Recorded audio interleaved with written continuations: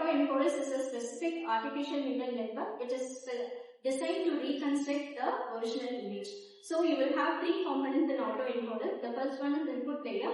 So you are going to give a text or an image for reconstruction, and then you have the code layer or the bottleneck layer, which will have a compressed information of the special information of that particular image. Then you will have a reconstructed image that will be the output layer. So let's discuss it as a DT layer on AutoEncoders.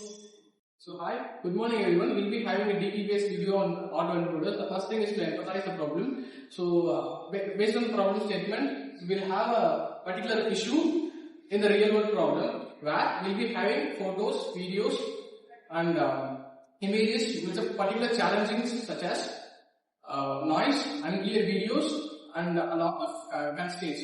So we'll be having a lot of storage spaces required to store high quality images. So here comes the AutoEncoders. For example, if you take a picture in a low light, it is mostly becoming unclear and a lot of noisy, and the storing of a large number of risky portrait pictures will require a lot of storages. So here comes the AutoEncoders. As mentioned, it consists of three basic parts, so such as encoder, latent space and the decoder. So this is the basic intro. So the next part will be the encoder section.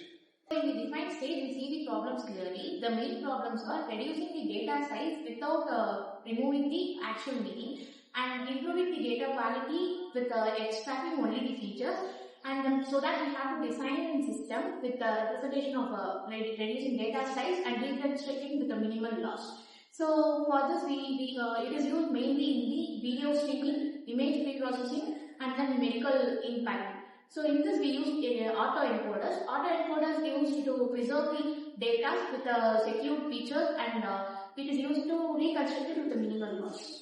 I'm going to explain the ideate. For ideate, now we move for an intelligent solutions for encoding. Mostly encoding are done in two ways. One is manual and another one is automatic. In a manual way, it is very complex to handle the data like images and videos. This leads to move us to the automatic solutions for encoding and decoding. Basically, the autoencoder consists of three layers. One is input layer, and the bottleneck layer, and the output layer. Input layer is the encoder, which is used to compress the data into the small repetition, and the bottleneck is used to store the key features of data which are uploaded from the encoder. And the decoder helps to decode and process very minimum. Now these three layers are combined and form the automatic solutions that are autoencoders. So next stage is prototype stage. So here we build and implement here. We create an autoencoder model and train by using the data. So the working process will be an input and bottleneck and output. Here we have two types of encoder. One is a under-complete encoder, another one is over-complete encoder. Here the under-complete encoder, the layer will be an input layer, bottleneck and output layer. So here the noisy image is passed through the input. Here the bottleneck is also called as latent space. This will compress the input data into an factorial image, and it passes through the output layer and display the output. The next one is over-complete encoder. Here the image will be passed through the input data and passes through the data representation. So here it contains an noisy data that added to the input image for future enhancement. Then it passes to the decoder for an reconstructed image. Hi, I am Samrakshan. I am going to talk about test and conclude the topic autoencoder.